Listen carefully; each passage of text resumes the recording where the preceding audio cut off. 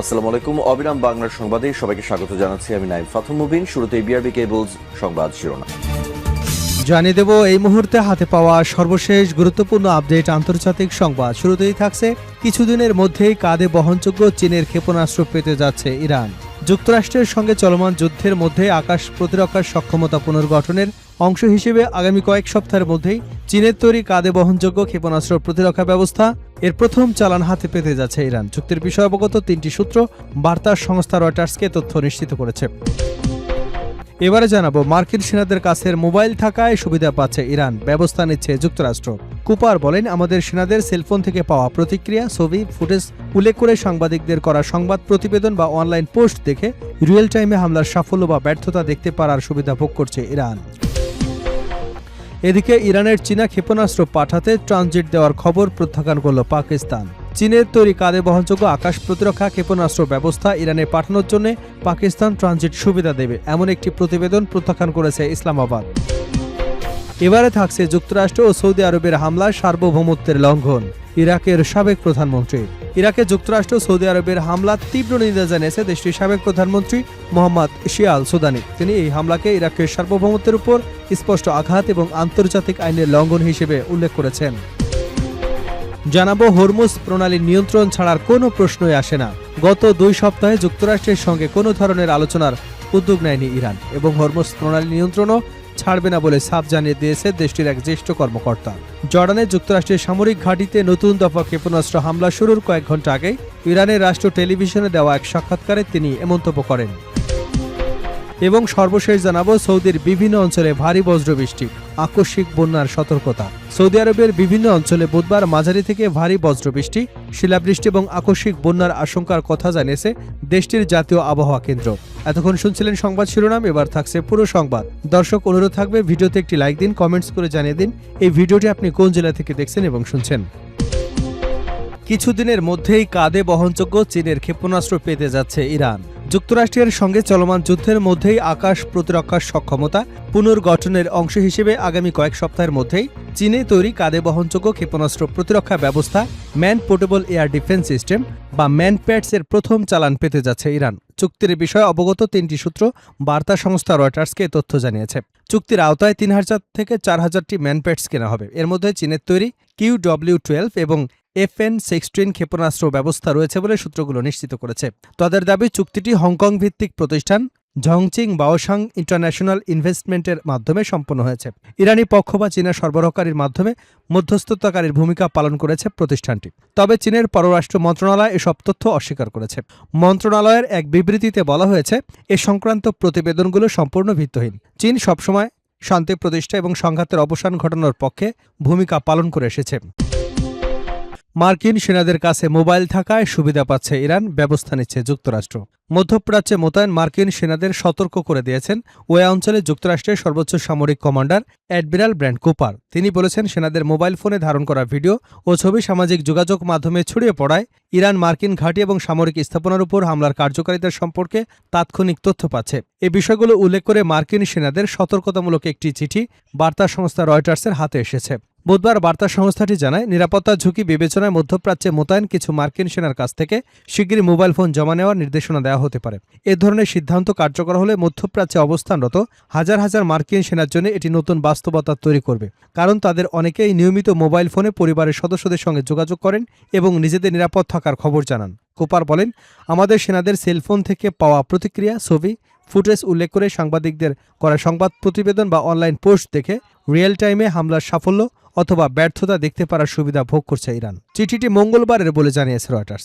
এতে কুপার আরও লিখেছেন, এই উন্মুক্ত তথ্যের মূল শেষ পর্যন্ত মার্কিন সেনা সদস্য এবং উপকূলীয় অঞ্চলের লক্ষ্যবস্তু হওয়া দেশগুলোর বেসামরিক মানুষের জীবন দিয়েই পরিশোধ করতে হতে পারে। তিনি সেনাদের প্রতি আহ্বান জানিয়ে বলেন, অপারেশনাল নিরাপত্তা রক্ষায় আমাদের আরও বেশি মনোযোগী হতে হবে। যদিও চিঠিতে কী ধরনের পদক্ষেপ নিতে হবে সে বিষয়ে নির্দিষ্ট কোনো নির্দেশনা দেওয়া হয়নি। রয়টার্স বলেছে, এই সতর্ক বার্তা দেখিয়ে দেয় যে একদিকে যুদ্ধ সংক্রান্ত তথ্য দ্রুত প্রকাশের প্রবণতা এবং অন্যদিকে ইরানের হাতে কোনো তথ্য না পৌঁছানোর জন্য মার্কিন সামরিক বাহিনীর গোপনীয়তা বজায় রাখার প্রচেষ্টার মধ্যে টানাপোড়েন বেড়েছে। রয়টার্সকে দুটি সূত্র জানিয়েছে, ইরানের হামলায় ঘন ঘন লক্ষ্যবস্তু হওয়া জর্ডানের অবস্থানরত কিছু মার্কিন সেনাকে জানানো হয়েছে আগামী কয়েকদিনের মধ্যে তাদের মোবাইল ফোন জব্দ করা হবে।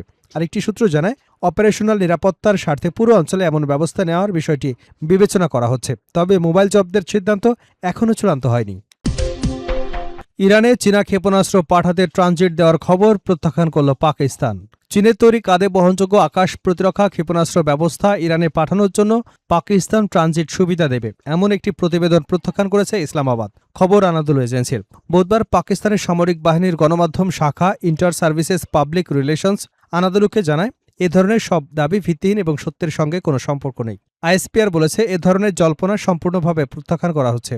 এর আগে বুধবার রয়টার্সের এক প্রতিবেদনে বলা হয়েছিল, যুক্তরাষ্ট্রের সঙ্গে চলমান সংঘাতের মধ্যে নিজেদের প্রতিরক্ষা ব্যবস্থা পুনর্গঠনের লক্ষ্যে ইরান কয়েক সপ্তাহের মধ্যে চীনের তৈরি প্রায় 400টি কাঁধে বহনযোগ্য আকাশ প্রতিরক্ষা ব্যবস্থা পেতে পারে। প্রতিবেদনটিতে অজ্ঞাত সূত্রের বরাতে বলা হয়, প্রাথমিক চালানগুলো পশ্চিম চীনের উরুমচি থেকে আকাশ পথে পাঠিয়ে পাকিস্তানের ভূখণ্ড ব্যবহার করে ইরানে পৌঁছানোর পরিকল্পনা করা হয়েছে। তবে চালানগুলো পাকিস্তানের মধ্য দিয়ে আকাশ পথে নাকি স্থলপথে যাবে তা স্পষ্ট করা হয়নি। পাকিস্তান অবশ্য এ ধরনের কোনো পরিকল্পনার অস্তিত্ব অস্বীকার করেছে। দেশটির বাহিনী দাবি করেছে, চীনের অস্ত্র ইরানে যাবে কিনা তাও তারা জানে না। সেখানে পাকিস্তানের ভূখণ্ড ব্যবহারের প্রশ্নই আসে না। যুক্তরাষ্ট্র ও সৌদি আরবের হামলা সার্বভৌমত্বের লঙ্ঘন, ইরাকের সাবেক প্রধানমন্ত্রী। ইরাকে যুক্তরাষ্ট্র সৌদি আরবের হামলার তীব্র নিন্দা জানিয়েছে দেশটির সাবেক প্রধানমন্ত্রী মোহাম্মদ শিয়া আল সুদানি। তিনি এ হামলাকে ইরাকের সার্বভৌমত্বের উপর স্পষ্ট আঘাত এবং আন্তর্জাতিক আইনের লঙ্ঘন হিসেবে উল্লেখ করেছেন। বুধবার এক প্রতিবেদনে এসব তথ্য জানিয়েছে আল জাজিরা। সামাজিক যোগাযোগ মাধ্যম ফেসবুকে দেওয়া এক বিবৃতিতে আল সুদানি বলেন, ইরাকে পপুলার মোবিলাইজেশন ফোর্সের অবস্থান লক্ষ্য করে চালানো সৌদি আমেরিকান হামলার কঠোর নিন্দা জানাচ্ছি। তিনি বলেন, এই হামলা ইরাকের সার্বভৌমত্বের প্রকাশ্য লঙ্ঘন। একই সঙ্গে এটি আন্তর্জাতিক আইন, জাতিসংঘ সনদ এবং ইসলামী ভ্রাতৃত্বের নীতির বিরোধী। সাবেক প্রধানমন্ত্রী বলেন, হামলার সময় নিয়েও গুরুতর প্রশ্ন রয়েছে, কারণ ইরাক সরকার যখন সৌদি আরবের তেল স্থাপনায় ড্রোন হামলার অভিযোগে তদন্তে কয়েকটি কমিটি গঠন করেছে তখনই এ হামলা চালানো হয়েছে। তিনি জানান, ইরাক সরকার সবসময় আইনগত প্রাতিষ্ঠানিক প্রক্রিয়ার মাধ্যমে সমস্যার সমাধানে বিশ্বাস করে। সামরিক উত্তেজনা সৃষ্টি নয়, বরং তদন্ত এবং আইনি ব্যবস্থার মাধ্যমেই বিষয়গুলোর সমাধান করা উচিত। আল সুদানি আরও বলেন, আন্তর্জাতিক আইন অনুযায়ী ইরাকের সব বৈধ অধিকার সংরক্ষিত রয়েছে। দেশের নিরাপত্তা স্থিতিশীলতার উপর কোনো ধরনের আঘাত গ্রহণযোগ্য নয় এবং তা কোনোভাবেই মেনে নেওয়া হবে না। হরমুজ প্রণালী নিয়ন্ত্রণ ছাড়ার কোনো প্রশ্নই আসে না। গত 2 সপ্তাহে যুক্তরাষ্ট্রের সঙ্গে কোনো ধরনের আলোচনার উদ্যোগ নেয়নি ইরান এবং হরমুজ প্রণালীর নিয়ন্ত্রণও ছাড়বে না বলে জানিয়ে দিয়েছে দেশটির এক জ্যেষ্ঠ কর্মকর্তা। জর্ডানের যুক্তরাষ্ট্রীয় সামরিক ঘাঁটিতে নতুন দফা ক্ষেপণাস্ত্র হামলা শুরুর কয়েক ঘণ্টা আগে ইরানের রাষ্ট্র টেলিভিশনকে দেওয়া সাক্ষাৎকারে তিনি এ মন্তব্য করেন। খবর সিএনএনের। ইরানের উপ-পররাষ্ট্রমন্ত্রী কাজেম গারিবাবাদি বলেন, মার্কিন প্রেসিডেন্ট ডোনাল্ড ট্রাম্প দাবি করেছিলেন ইরান আলোচনার জন্য মরিয়া, অথচ গত 16 থেকে 17 দিনে আমরা যুক্তরাষ্ট্রের সঙ্গে আলোচনার জন্য কোনো অনুরোধ পাঠাইনি। হরমুজ প্রণালী নিয়ন্ত্রণ ইরান যুক্তরাষ্ট্র বিরোধের অন্যতম গুরুত্বপূর্ণ ইস্যু হয়ে উঠেছে। বিশ্বের মোট জ্বালানি তেলের 1/5 বেশি এই নৌপথ দিয়েই পরিবাহিত হয়। যুক্তরাষ্ট্র বলছে, এই কৌশলগত জলপথে অবাধ নৌ চলাচল পুনঃপ্রতিষ্ঠা করতে হবে। তবে গারিবাবাদি বলেন, হরমুজ প্রণালী নিয়ন্ত্রণ ছাড়ার কোনো প্রশ্নই আসে না। আর প্রণালীটি যদি আগের অবস্থায় ফিরে যায় তাহলে এই যুদ্ধে আমাদের সাফল্য পূর্ণাঙ্গ হবে না। তার দাবি, গত মাসে স্বাক্ষরিত সমঝোতার স্মারক অনুযায়ী সমুদ্রপথে মাইন অপসারণের দায়িত্ব ইরানের। এ কারণে মার্কিন যুদ্ধ জাহাজকে প্রণালীর কাছে আসতে দেওয়া হয়নি। তিনি আরও বলেন, ওমান দক্ষিণাঞ্চলে মাইন অপসারণের জন্য অন্য একটি দেশকে আনতে চেয়েছিল, কিন্তু আমরা তা অনুমোদন করিনি। গারিবাবাদি ইঙ্গিত দেন, হরমুজ প্রণালী ব্যবহারকারী জাহাজের কাছ থেকে ইরান যাতায়াত ফি আদায়ের অধিকারও সংরক্ষণ করে। তার মতে, সমঝোতা স্মারক অনুযায়ী ইরান কেবল 60 দিনের জন্য বিনামূল্যে বাণিজ্যিক জাহাজে নিরাপদ চলাচল নিশ্চিত করতে বাধ্য। উল্লেখ্য, হরমুজ প্রণালীর নতুন ব্যবস্থাপনা নিয়ে চলতি মাস জুড়ে ওমানের মধ্যস্থতায় আলোচনা অব্যাহত থাকলেও এখনও এ বিষয়ে কোনো চূড়ান্ত সমাধানে পৌঁছানো যায়নি।